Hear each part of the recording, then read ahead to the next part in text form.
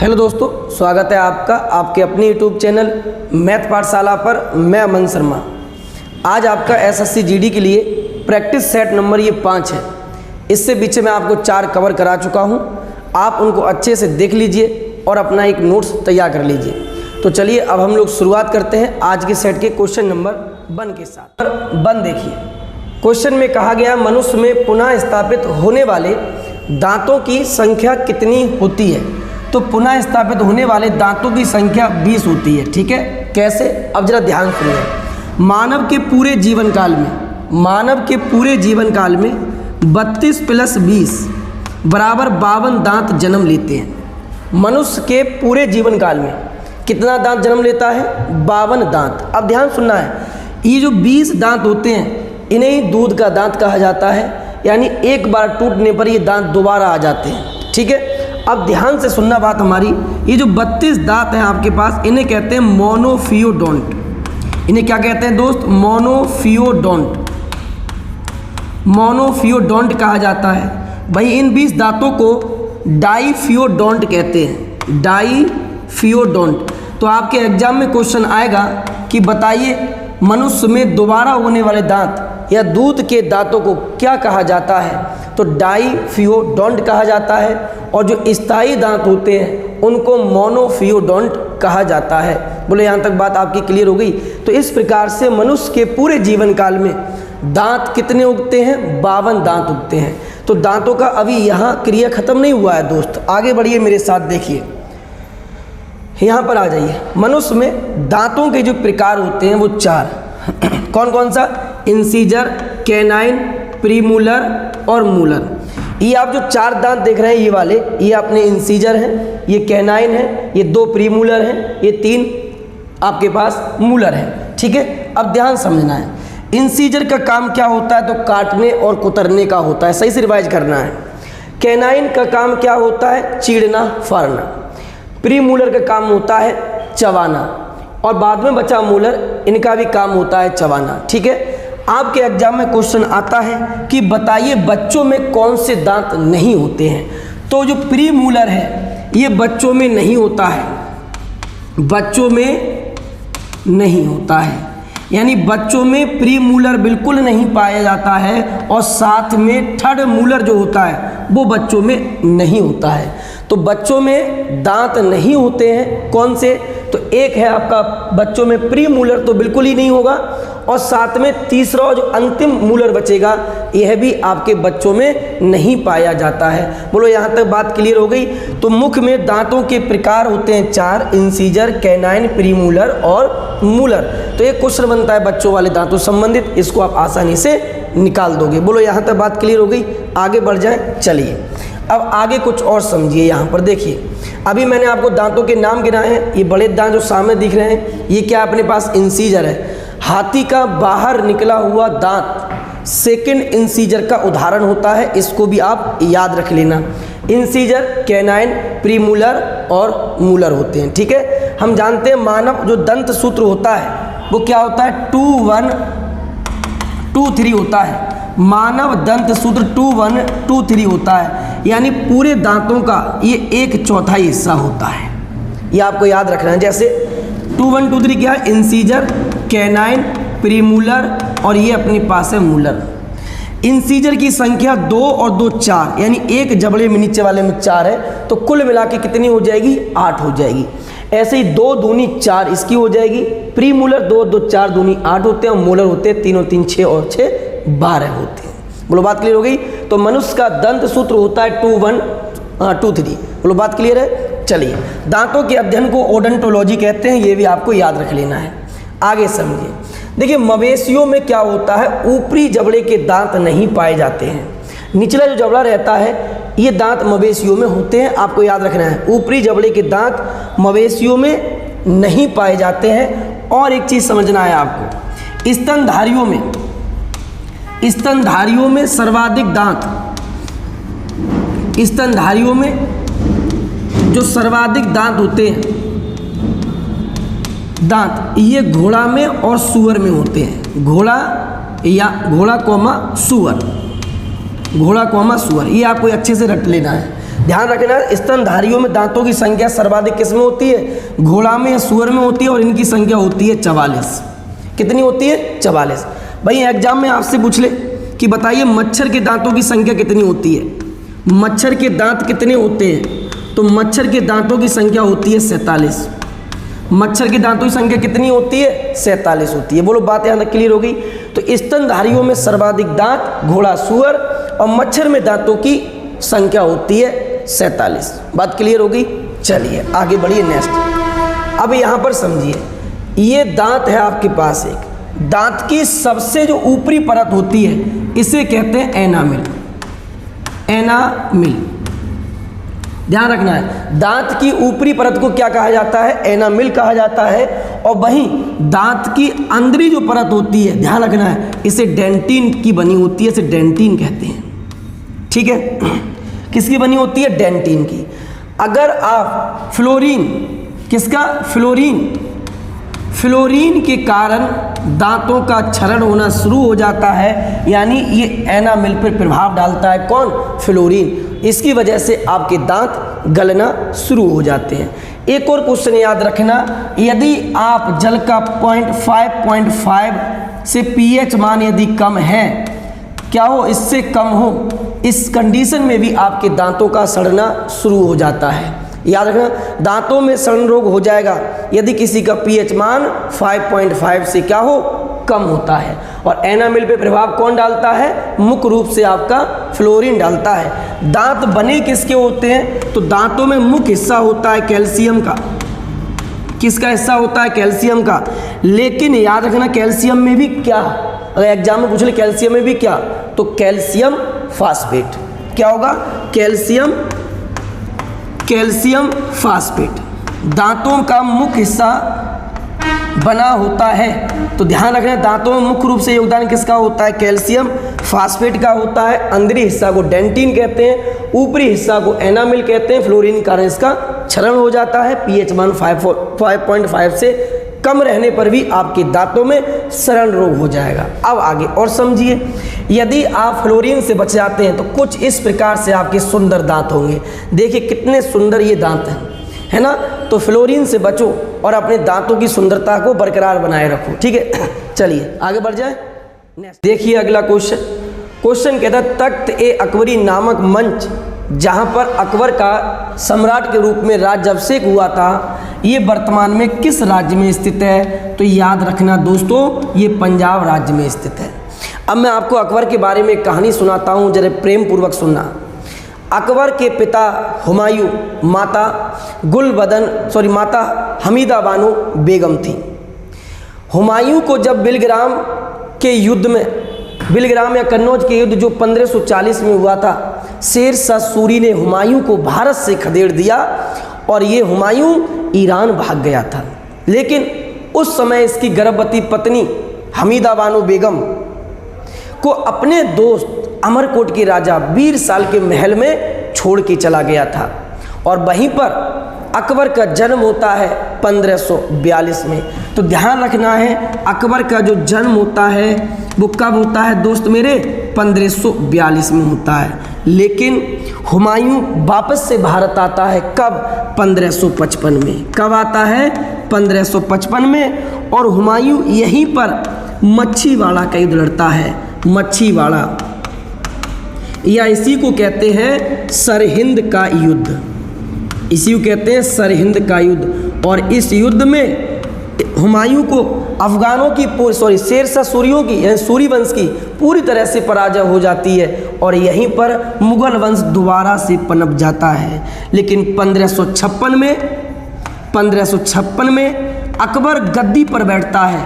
अकबर गद्दी पर बैठता है, और इस समय अकबर का जो उम्र था वो 14 वर्ष 3 महीना। याद रखना है, अकबर जब गद्दी पर बैठा उस समय इसकी एज क्या थी? 14 वर्ष 3 माह का था। अब ध्यान सुनना बात मेरी। अकबर का जो संरक्षण था उसका नाम था बैरम खां। अकबर का संरक्षक कौन था? बैरम खां। 1556 में ही ध्यान रखना है, पानीपत का दूसरा युद्ध लड़ा गया। पानीपत का दूसरा युद्ध लड़ा गया, और यह युद्ध अफगान सेनापति थे एक कौन, हेमू, और वही अकबर की तरफ से था बैरम खां। कौन था, बैरम खां, जो अकबर का कौन था, संरक्षक था।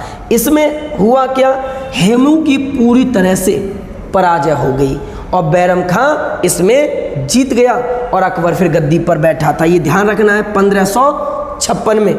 ये आप पहले इसका स्क्रीनशॉट ले लो, मैं इसको हटा देता हूँ अभी, 1 मिनट ले लीजिए फटाफट, हो गया ना। चलिए आगे देखिए नेक्स्ट। अब जब अकबर 1556 में गद्दी पर बैठा तो 1556 से लेकर 1560 तक अकबर के ऊपर जो संरक्षण रहा था वो बैरम खां का। संरक्षण किसका रहा था, बैरम खां का। लेकिन अकबर विकास करना चाहता था स्वतंत्र होकर, तो इसने बैरम खां के संरक्षण से आज़ादी पाली। कब, 1560 में। लेकिन 1560 से, याद रखना है, 1560 से 1562 तक अकबर एक नृत्यांग यानी महाअनबन इसको हम कहते हैं कि चक्कर में आ गया और अकबर विकास नहीं कर पाया। यानी 1560 से लेकर 1562 का जो कार्यकाल है अकबर का, इसे हरम दल का काल या पेटीकोट का शासन के नाम से भी जाना जाता है। इसे क्या कहते हैं, हरम दल, हरम दल, हरम दल या पेटीकोट का शासन इसको कहते हैं। ये आपको याद रखना है, ठीक है। लेकिन जब अकबर इस नृत्यांग के संरक्षण से बाहर निकला, यानी इसके प्रेम प्रसंग से बाहर निकला, ध्यान रखना दोस्तों, प्रेम में पड़कर अकबर जैसा महान राजा भी विकास नहीं कर पाया, और हम और आप तो कोई चीज़ ही नहीं है, ठीक है। तो जरा आगे समझिए। जैसे ही इससे बाहर निकला तो 1563 में अकबर ने तीर्थ यात्रा कर समाप्त कर दिया। तीर्थ यात्रा कर अकबर ने क्या कर दिया, समाप्त कर दिया 1563 में, याद रखना है। 1562 में अकबर ने दास प्रथा को समाप्त किया था, दास प्रथा का अंत कर दिया 1562 में। 1564 में अकबर ने जजिया कर समाप्त कर दिया। कौन सा कर समाप्त कर दिया दोस्तों, जजिया कर समाप्त कर दिया। देख रहे हैं ना आप, इसके चुंगल से जैसे ही बाहर निकला ये विकास की पटरी पर आ गया वापस से। अब आगे समझो। 1571 में अकबर ने फतेहपुर सीकरी को बनाया। फतेहपुर सीकरी 1571 में बना दिया। 1575 में अकबर ने बुलंद दरवाज़ा का निर्माण कर दिया दोस्तों। बुलंद दरवाज़ा गुजरात विजय के उपलक्ष्य में बनाया था। और 1542 में अकबर ने एक धर्म बनाया, दीन ए इलाही धर्म। दीन ए इलाही धर्म कब बनाया है, 1582 में। और 1500 एक और याद रखना, 1583 में अकबर ने इलाही संवत की शुरुआत करी है। इलाही संवत की शुरुआत अकबर ने कब करी है, 1583 में। और 1605 में अतिसार के कारण, अतिसार यानी पेचिश के कारण अकबर की क्या हो जाती है, मृत्यु हो जाती है। इतना आप याद कर लेना। बोलो बात क्लियर हो गई, आगे समझ में देख रहे हैं ना आप। ये प्रैक्टिस सेट नहीं है दोस्तों, जो भी आएगा मैं साथ के साथ पूरा एंड करूँगा, ये मेरा आपसे वादा है। अगर आप इस टेस्ट सीरीज को अच्छे से कवर करते हैं, एक भी क्वेश्चन आपका नहीं छूटेगा, ऐसे समझ लीजिए। आप इसका स्क्रीनशॉट ले लेना, बाद में लिख लेना, हटा देता हूँ उसको, ठीक है। चलिए अगला क्वेश्चन आते हैं। किंग जॉर्ज पंचम तथा क्वीन मेरी की यात्रा की याद में सन 1911 में भारत का कौन सा लोकप्रिय पर्यटन स्थल बनाया गया था। अब आप आंसर लगा दोगे इंडिया गेट, जो गलत है। ध्यान रखना, जब जॉर्ज पंचम 1911 में भारत की यात्रा पर आए थे तो इनका स्वागत दिल्ली में नहीं मुंबई में किया गया था, और इनके स्वागत में ही गेटवे ऑफ इंडिया को बनाया गया था। ये तीसरा दिल्ली दरबार था जो 1911 में लॉर्ड हार्डिंग द्वितीय के समय में किया गया था, याद रखना है। और इसी में आपका भारतीय राष्ट्रीय गान जनगण मनगण जो रविंद्रनाथ टैगोर के द्वारा था रचा गया, और 1912 में ध्यान रखना है सरला देवी चौधरानी के द्वारा गाया गया था, ठीक है। तो यहाँ तक बात क्लियर हो गई है। और इसी में आपका एक और कुछ हुआ है, जो राजधानी की घोषणा करी गई है कि दिल्ली से, कलकत्ता से दिल्ली परिवर्तन करने की, जो 1912 में परिवर्तित हो गई थी। बोलो यहाँ तक बात क्लियर हो गई। अब देखिए भारत में जो दिल्ली दरबार अब तक हुए हैं वो 3 हुए हैं, याद रखना। प्रथम दिल्ली दरबार 1877 में हुआ है। महारानी विक्टोरिया का जब राज तिलक हुआ था उस समय भारत में पहले दिल्ली दरबार का आयोजन किया गया। कब? 1877। भारत में दूसरा दिल्ली दरबार 1903 में हुआ है, एडवर्ड सप्तम के भारत आने पर। ध्यान रखना है, भारत कौन आया था? एडवर्ड सप्तम, याद करना है, मोस्ट इंपोर्टेंट है, लॉर्ड कर्जन के समय में।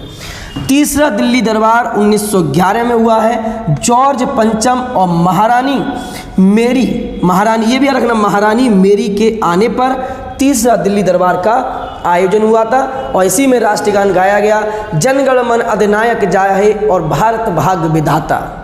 यानी जनगण मन, भारत की जो जनता है आपका स्वागत करती है। और रविंद्रनाथ टैगोर ने भारतीय राष्ट्रगान के अलावा बांग्लादेश का राष्ट्रगान आराम सोनार मंगला का भी इन्होंने अपना योगदान इसमें दिया है, ये आपको याद रखना है।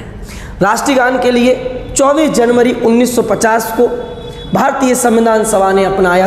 ये वेरी इंपॉर्टेंट क्वेश्चन है, इसको याद रख लेना है। तो 3 दिल्ली दरबार भारत में हुए हैं, 77, 1903 और 1911।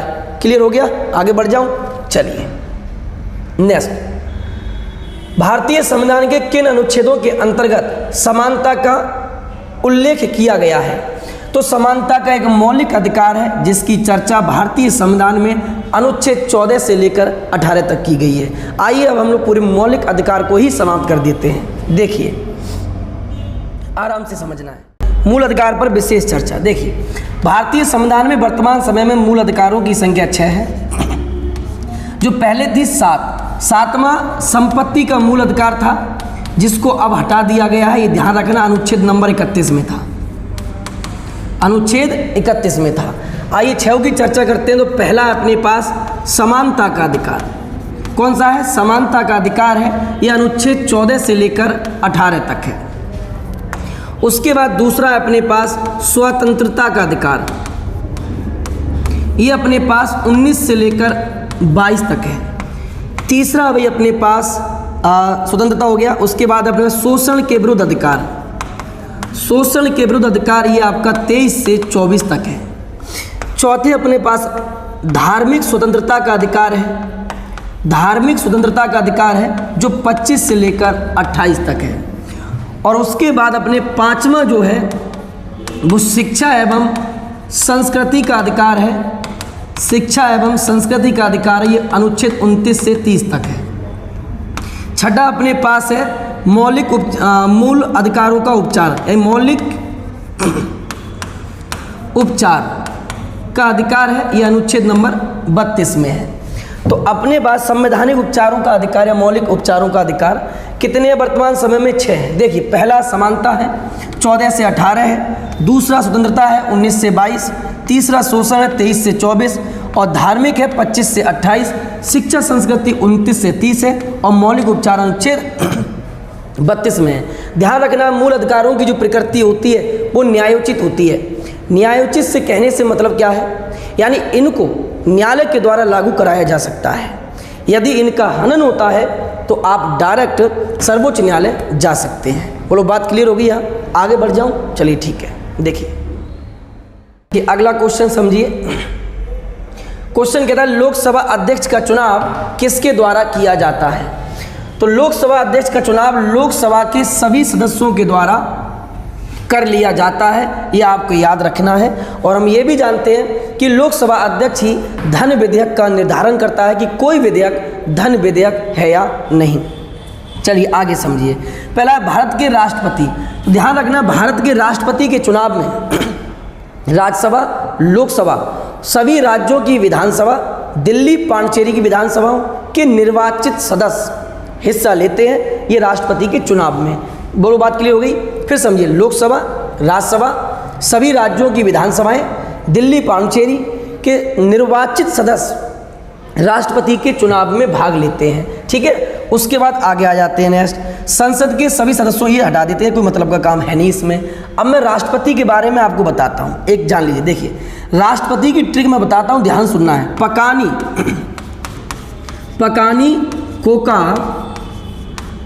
Coca द्वयोदशम, पकानी Coca द्वयोदशम। आप कहोगे ये क्या है, तो समझो ध्यान से।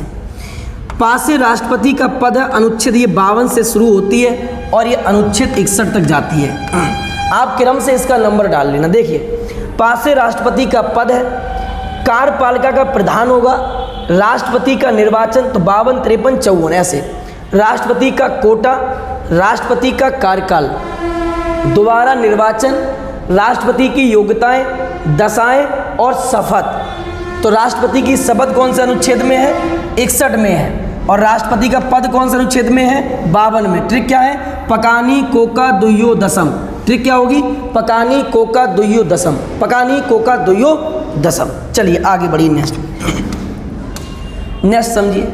माउंट सेंट हेलेना द्वीप एक सक्रिय ज्वालामुखी है जो कहाँ स्थित है, तो ये स्थित है आपकी संयुक्त राज्य अमेरिका में। तो चलिए अब हम लोग ज्वालामुखी को यहीं पर ख़त्म कर देते हैं, कुछ छोड़ने वाले नहीं हैं। आइए यहाँ समझो, ज्वालामुखी को देखिए, माउंट कोटोपैक्सी ज्वालामुखी है, ये इक्वाडोर में है। ये कहाँ स्थित है, इक्वाडोर में है। भारत की सबसे ऊंचाई पर स्थित सक्रिय ज्वालामुखी है, कौन सी, माउंट कोटोपैक्सी। आगे देखिए, मोना लुआ, ये अमेरिका में हवाई द्वीप पर स्थित है, ठीक है। किलायू ज्वालामुखी, ये भी हवाई द्वीप पर स्थित है, हवाई द्वीप पर स्थित है, दोनों ही अमेरिका में है। लेकिन विश्व की सबसे सक्रिय ज्वालामुखी, विश्व की सबसे सक्रिय ज्वालामुखी कौन सी है, तो किलायू है। एक और क्वेश्चन याद रख लेना, हवाई द्वीप की राजधानी है होनोलुलु। क्या है, होनोलुलु है। आगे माउंट एरेबस ज्वालामुखी, इरेबस है, माउंट एरेबस, माउंट एरेबस ज्वालामुखी कहाँ स्थित है, तो ये ध्यान रखना है, माउंट एरेबस ज्वालामुखी अंटार्कटिका में स्थित है, अंटार्कटिका। दक्षिण भारत, सबसे दक्षिणतम भारत की ज्वालामुखी कौन सी है, एग्जाम में क्वेश्चन आएगा, सबसे दक्षिणतम भारत की ज्वालामुखी कौन सी है, अंटार्कटिका है। कौन सी है, अंटार्कटिका है। एकांक गुआ सबसे ऊंचाई पर स्थित शांत ज्वालामुखी है, और ये एकांक गुआ कहाँ पर है, एंडीज पर्वत पर स्थित है। कमेंट करके बताओगे आप लोग कि एंडीज पर्वत कहाँ है। तो देखिए, माउंट कोटोपैक्सी इक्वाडोर, मोना लुआ हवाई द्वीप, किलायू हवाई द्वीप, माउंट एरेबस अंटार्कटिका, एकांक गुआ एंडीज। भारत की सबसे दक्षिणतम ज्वालामुखी कौन सी है, माउंट एरेबस है, ठीक है। आगे देखिए नेक्स्ट, यहाँ पर आइए, क्राकाटोआ ज्वालामुखी कहाँ पर है, तो ये इंडोनेशिया में है, इंडोनेशिया। क्राकाटोआ ज्वालामुखी कहाँ है, इंडोनेशिया। उसके बाद में माउंट पोपा ज्वालामुखी कहाँ है, म्यांमार, म्यांमार। नारकोंडा और बैरंग ये दोनों ही अंडमान निकोबार द्वीप समूह में भारत में है, अंडमान निकोबार द्वीप समूह में कहाँ पर स्थित है, भारत में। तो भारत की एकमात्र सक्रिय ज्वालामुखी कौन सी है, बैरन। भारत की एकमात्र सक्रिय ज्वालामुखी कौन सी है भाई, बैरन है। नारकोंडा भारत की एकमात्र प्रसुप्त ज्वालामुखी है, कैसी है, प्रसुप्त, याद रखना ये वेरी इंपॉर्टेंट है, प्रसुप्त। आगे माउंट फ्यूजियामा ये जापान में है, माउंट फ्यूजियामा ज्वालामुखी कहाँ स्थित है, जापान में। Krakatoa Indonesia, Mount Popa Myanmar, Narcondam प्रसुप्त ज्वालामुखी है, ये दोनों ही अंडमान निकोबार में है, बैरन, और माउंट फ्यूजियामा जापान में, ठीक है। बोलो बात क्लियर हो गई। चलिए आगे बढ़ते हैं, नेक्स्ट देखिए अगला क्वेश्चन कहता है विंसन मैसिव पर्वत इनमें से किस महाद्वीप में स्थित है। तो हम सब जानते हैं भाई कि अंटार्कटिका की सर्वोच्च चोटी क्या है, माउंट विंसन मैसिव है। अब मैं आपको सभी महाद्वीपों की सर्वोच्च चोटियां भी यहीं पे खत्म कराता हूं, जरा देखिए गौर से। यहाँ आइए, देखो समझो, अफ्रीका की सर्वोच्च चोटी कौन सी है, तो माउंट किलिमंजारो, तंजानिया। अफ्रीका की सर्वोच्च चोटी माउंट किलिमंजारो, ठीक है। ऑस्ट्रेलिया की सर्वोच्च चोटी माउंट कोसिस्को, माउंट कोसिस्को, ठीक है। यूरोप की सर्वोच्च चोटी माउंट एलब्रुस, कौन सी है, माउंट एलब्रुस। दक्षिण अमेरिका की सर्वोच्च चोटी माउंट एकांगुआ। उत्तरी अमेरिका की मैकिनले, एशिया की माउंट एवरेस्ट है, और अंटार्कटिका की विंसन मैसिव है। बोलो बात क्लियर हो गई। अफ्रीका की सर्वोच्च चोटी माउंट किलिमंजारो, मेरे साथ साथ बोल लो एक बार, ठीक है। ऑस्ट्रेलिया की सर्वोच्च चोटी माउंट कोसिस्को, यूरोप की माउंट एलब्रुस, दक्षिण अमेरिका की माउंट एकांकगुआ, उत्तरी अमेरिका की माउंट मैकिनले, एशिया की माउंट एवरेस्ट और अंटार्कटिका की है विंसन मैसिव। सभी क्लियर हो गई? बोलो बात क्लियर हो गया यहाँ तक? अच्छे से नोट करो, मैंने कहा ना एक भी क्वेश्चन पेपर में बच के नहीं जाएगा। और यदि दोस्तों आपको वीडियो पसंद आती है तो आप वीडियो को शेयर जरूर करना, है ना। थोड़ी मेहनत हम भी कर रहे हैं और मेहनत आप भी कर रहे हैं मेरे साथ, दोनों की मेहनत मिलकर ही रंग लाएगी पेपर में, ठीक है। चलिए आगे बढ़ते हैं। नेक्स्ट आगे देखिए, लोह अयस्क की बादाम पहाड़ किस राज्य में स्थित है? ये खाने हैं भैया, और ये स्थित है उड़ीसा में। कहाँ स्थित है? उड़ीसा में। कर्नाटक में कोलार की खान स्थित है। कर्नाटक में कोलार की खान स्थित है, जो किस लिए प्रसिद्ध है? सोने के लिए। किस लिए प्रसिद्ध है? सोना के लिए। बोलो बात क्लियर होगी यहाँ तक? चलिए आगे देखिए, कुछ उद्योग जगत से संबंधित मैंने क्वेश्चन आपको लिए हैं, इनको अच्छे से जरा एक बार देख लीजिए। देखिए क्वेश्चन कहता है खनिज से संबंधित मुख्य बिंदु की हम बात कर लेते हैं। भारतीय खनिज का हृदय स्थल किसे कहा जाता है? तो भारतीय खनिज का हृदय स्थल उत्तर पूर्वी प्रायद्वीपीय हिस्से को कहा जाता है। ध्यान रखना, वेरी वेरी इंपॉर्टेंट क्वेश्चन है। भारतीय खनिज का हृदय स्थल उत्तर पूर्वी प्रायद्वीपीय भारत। छोटा नागपुर का पठार यूरेनियम और बॉक्साइड के भंडारों के लिए जाना जाता है। बाबा बूदन की पहाड़ी कर्नाटक की प्रमुख लोह अयस्क की एक पहाड़ी है। खेतड़ी राजस्थान के झुंझुनू जिला में है। ध्यान रखना, ये पिछली बार एसएससी जीडी में क्वेश्चन आया है। खेतड़ी राजस्थान के झुंझुनू जिला में स्थित है और ये किस लिए प्रसिद्ध है? तो ये तांबा के लिए प्रसिद्ध है। किस लिए प्रसिद्ध है? तांबा के लिए। राजस्थान में ही एक खाने और है जिनका नाम है जावर की खाने। जावर की खाने राजस्थान के उदयपुर जिला में है, जो जस्ता के लिए प्रसिद्ध है।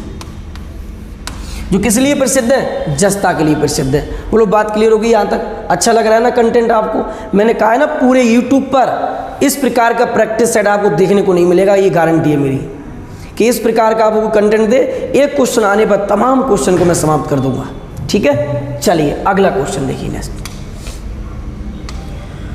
क्वेश्चन कहता है निम्न में से कौन सा असंगठित क्षेत्र का एक उदाहरण है? देखिए असंगठित क्षेत्र उसे कहते हैं जिसमें सरकार वेतन को निश्चित नहीं करती है, उसे असंगठित क्षेत्र कहते हैं। आप बताइए कि गांव में जो मजदूरी होती है क्या वो निर्धारित होती है? नहीं ना, तो इसीलिए ये आपका हो जाएगा खेती।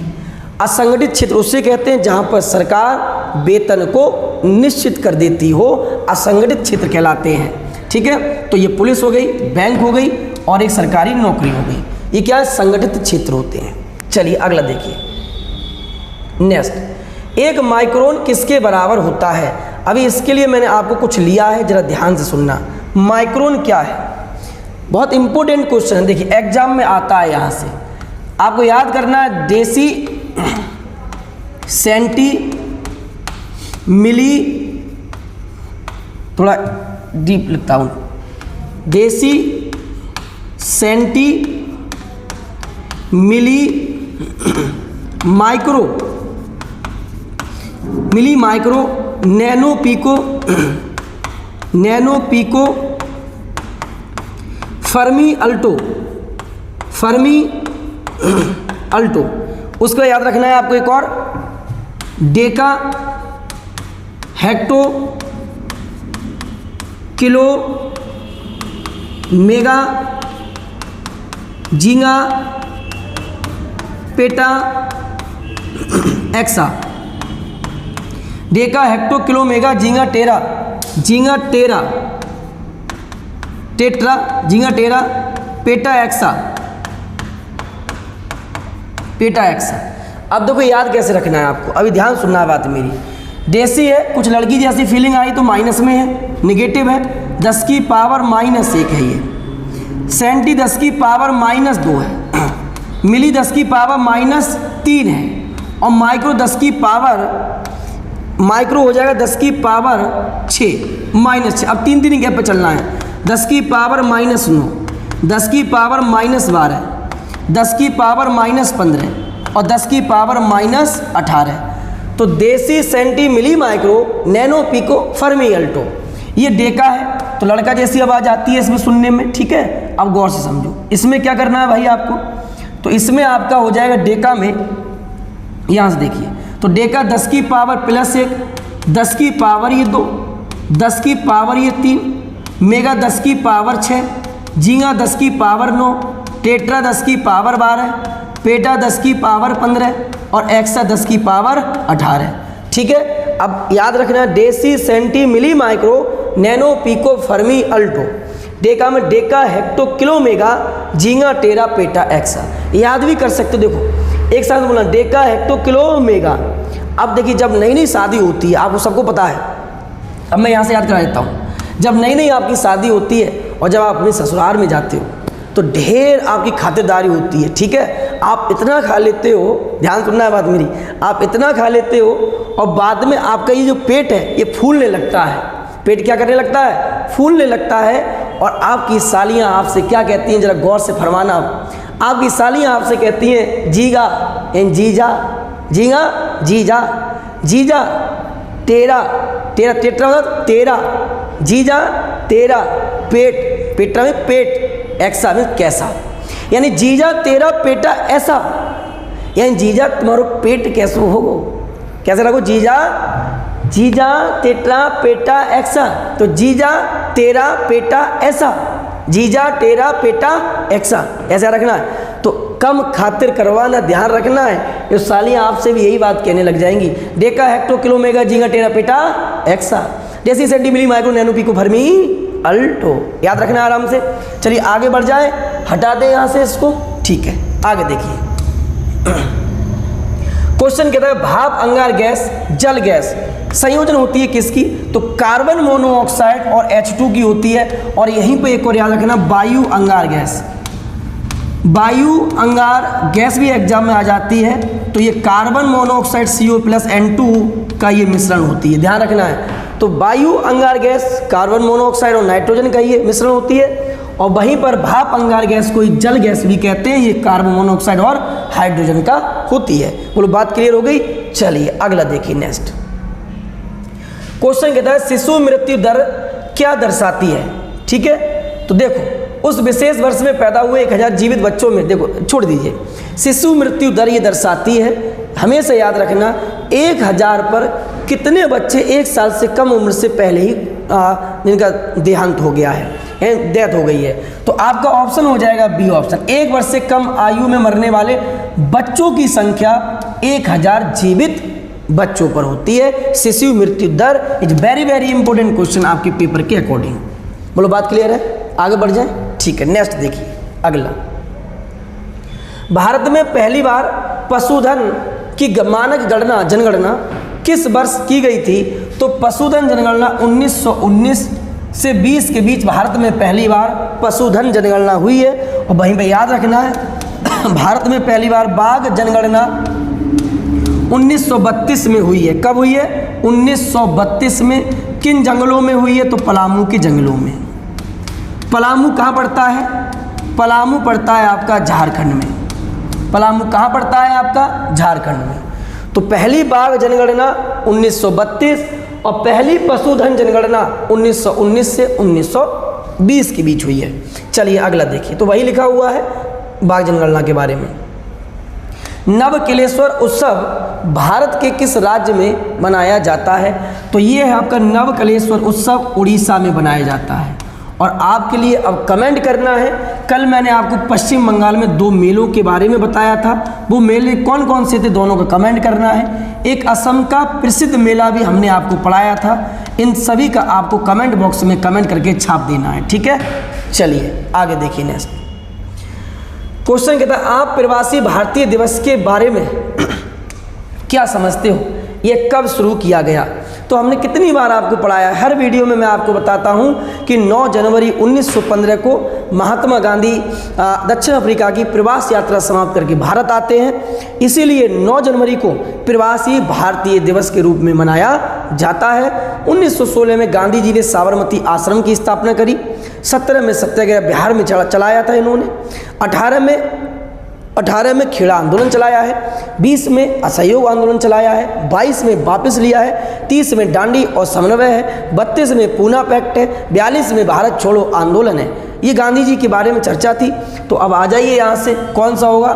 9 जनवरी 2003 का दिन महात्मा गांधी के दक्षिण अफ्रीका से 9 जनवरी 2015 को बम्बई वापस आने के उपलक्ष्य में प्रवासी भारतीय दिवस के रूप में मनाया जाता है। याद रखोगे इतनी बात। चलिए अगला क्वेश्चन देखिए। नेक्स्ट क्वेश्चन कहता है इंटरपोल का मुख्यालय कहाँ स्थित है? तो आपको तो ये पता ही होगा, इंटरपोल का मुख्यालय लियोन फ्रांस में है। Lyon France. इंटरपोल का मुख्यालय कहाँ स्थित है? तो लियोन फ्रांस में स्थित है। ध्यान रखना है, ये अंतर्राष्ट्रीय पुलिस संगठन है। ये क्या है? अंतर्राष्ट्रीय पुलिस संगठन है। ये ध्यान रखोगे। और इसकी स्थापना 1923 में होती है। वर्तमान में इसमें 194 आपके पास क्या है? सदस्य हैं। ये भी आप याद रखना।